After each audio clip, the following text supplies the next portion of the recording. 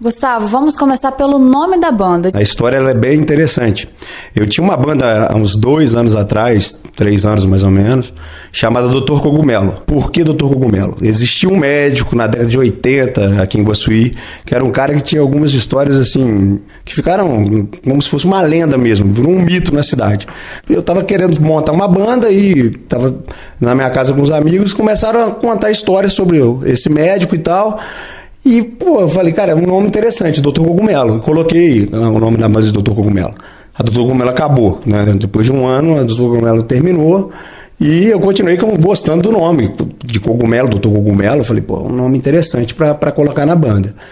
Quando eu fui formar a Mushroom Storm, né? E eu sou um cara que eu tenho muita identificação com o surf. Apesar de não surfar, eu sou apaixonado com o surf. E tá essa onda aí da tempestade brasileira, né? Brazilian Storm. Eu vendo o campeonato de surf, tentando pensar no nome da banda, juntou com o Dr. Cogumelo, que eu já tinha uma ideia fantástica sobre isso, aí que surgiu a Mushroom Storm. Sei lá, eu gosto muito do surf e gosto muito da ideia do Dr. Cogumelo. E Gustavo, como que surgiu a banda em si? A banda em si surgiu, eu estava tocando com a minha outra banda, né, chamada Locomotivo, banda cover, e aí eu encontrei o Elton, que já foi meu aluno, inclusive, né? Eu sou professor e o Elton já foi meu aluno, e eu estava com umas pré-mixagens, né, de 5 músicas que já estavam basicamente ali, bem trabalhadas já.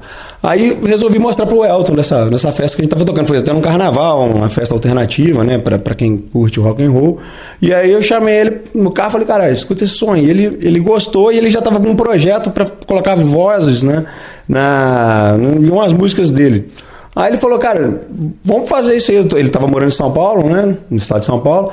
Ele ia passar o carnaval, falou, vamos fazer voz na sua casa lá. Eu falei, cara, não vou fazer lá no carnaval, vamos lá. Aí ele veio aqui para casa e a gente começou a trabalhar as músicas dele. No meio do processo, eu falei, cara, você não me ajuda a acabar com as minhas músicas? E tô precisando finalizar algumas músicas, eu tenho já os riffs e tudo. E aí, nessa história, a gente começou a mexer mais com as minhas músicas, né, que já estavam no meio caminho.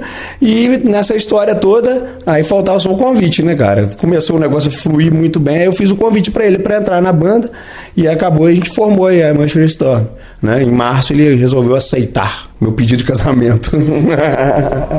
E como foi compor as canções desse disco?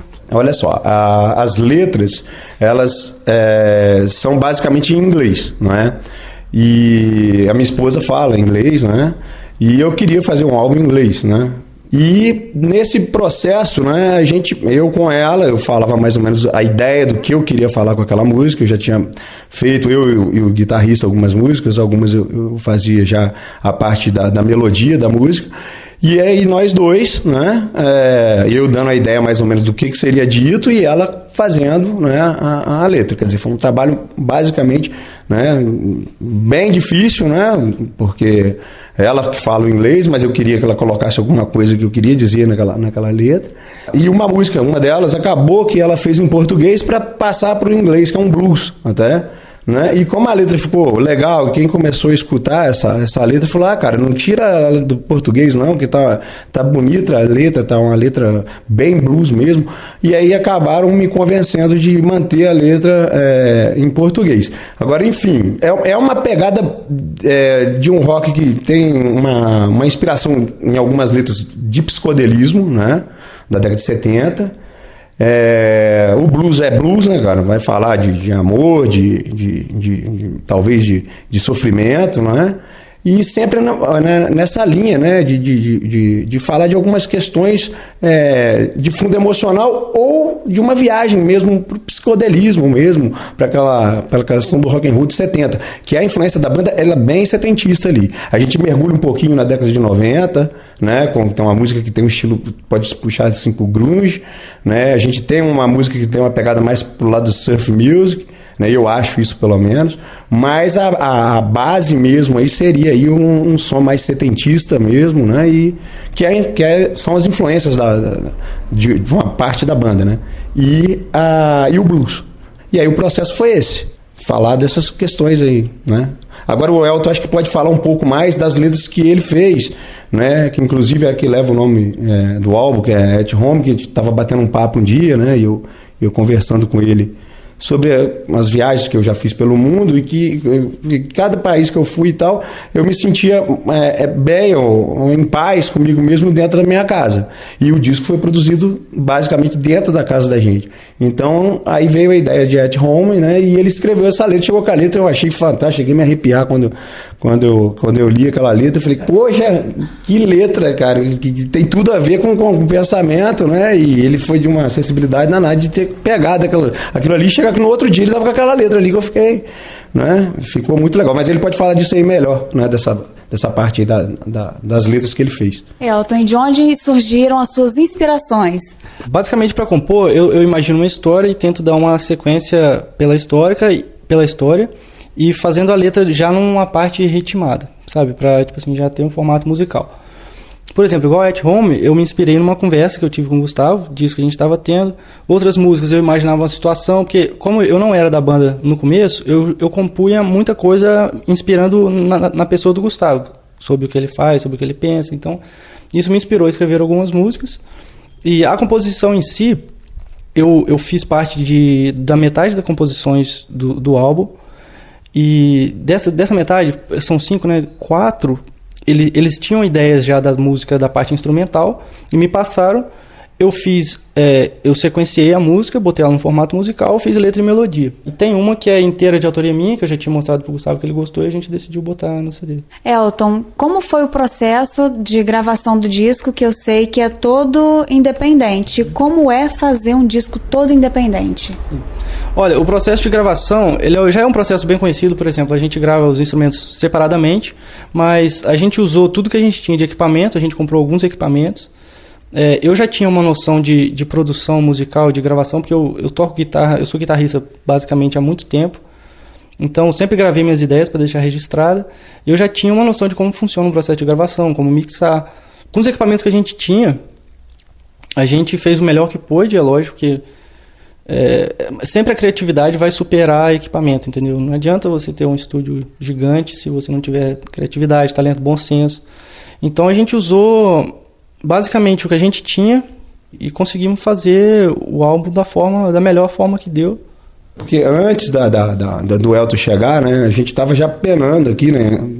Antes de eu mostrar esse som para ele naquela festa que eu falei do carnaval, a gente já estava penando para conseguir mixar as músicas. E aí eu tinha o apoio de um amigo meu que já está no segundo álbum, né, que é de Vila Velha, né, que é o Moody Brothers, né, o Will, que é inclusive meu padrinho de casamento, e eu tenho uma amizade muito grande com ele, e ele já estava acostumado com isso. Só que ele está em Vila Velha, uma banda dele está fazendo turnê, ele já estava no processo de gravar o segundo disco. Inclusive ele veio de Vila Velha, passou uns dias aqui com a gente, não é? Mas só que ele estava envolvido com um filme, estava envolvido com a sonoplastia, e ele era o ator do filme, inclusive, é o ator, né, do filme. Estava envolvido com o próximo disco dele, estava envolvido com várias coisas, e acabou que aquilo foi ficando amarrado, não é?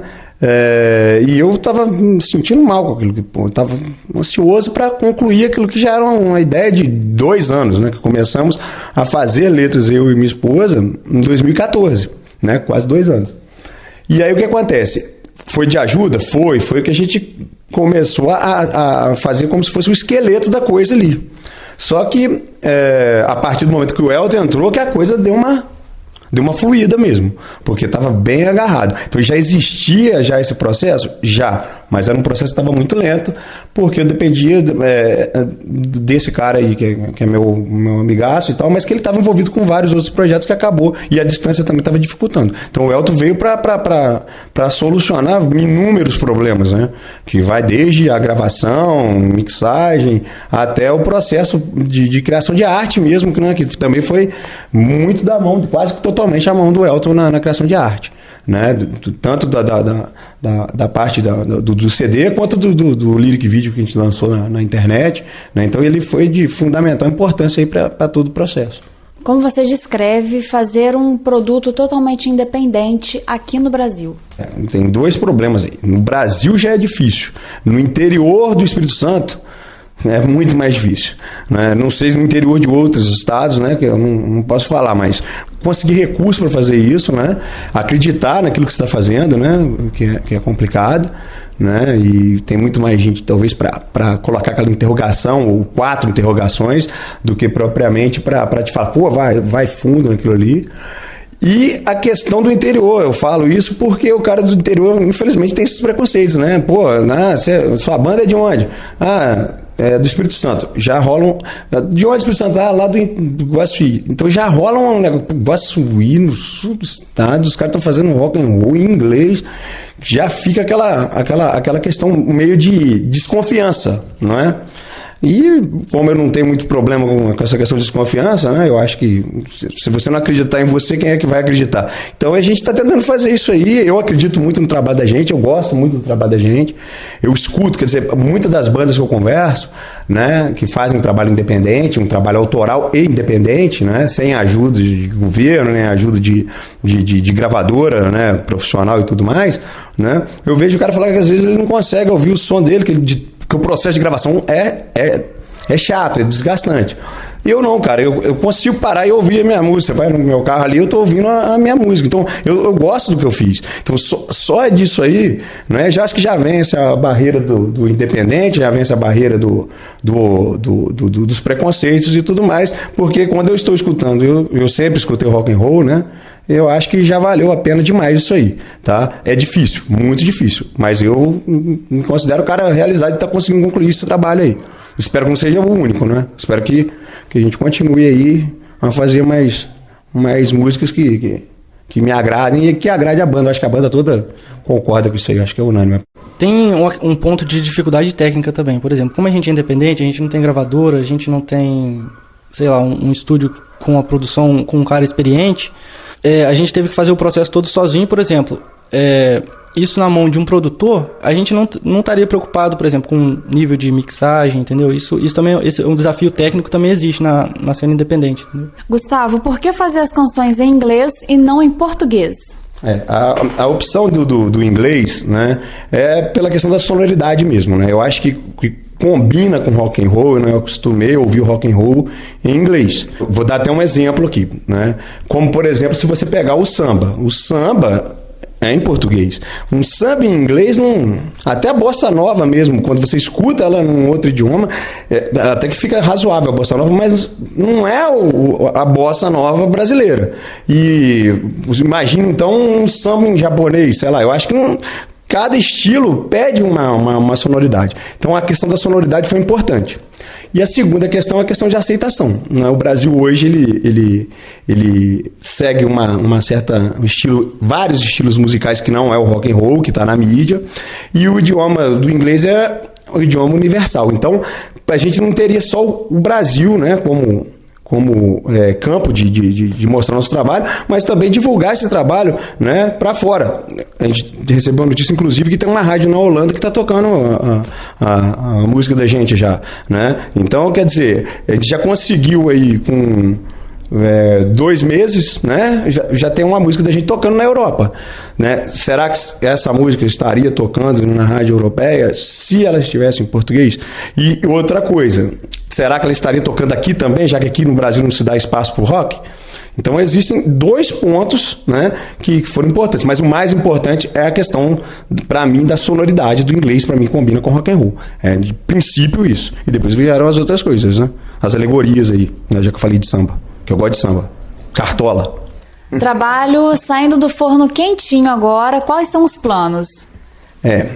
Os planos, primeiro, conseguir mostrar o nosso trabalho, né? Que a primeira coisa que a gente quis fazer com esse projeto aí era mostrar que a gente tinha condição de fazer um trabalho legal, né? E que esse trabalho, que as pessoas conheçam ele. Dali para frente, eu acho que é muito mais do externo para o interno. Vontade a gente tem de prosseguir, né? De fazer com que essa música ela se propague cada vez mais, não é? Projetos, é lógico, de fazer um outro disco, né? Inclusive a gente já tem algumas composições já mais ou menos direcionadas para isso, né? Para daqui a um tempo já começar a colocar isso em prática. Primeiramente, divulgar nosso trabalho aí, né? E dar a cara para bater, né, cara? Porque para mostrar aí, não só aqui no Brasil, mas divulgar nosso trabalho. Eu acho que essa aí é a proposta.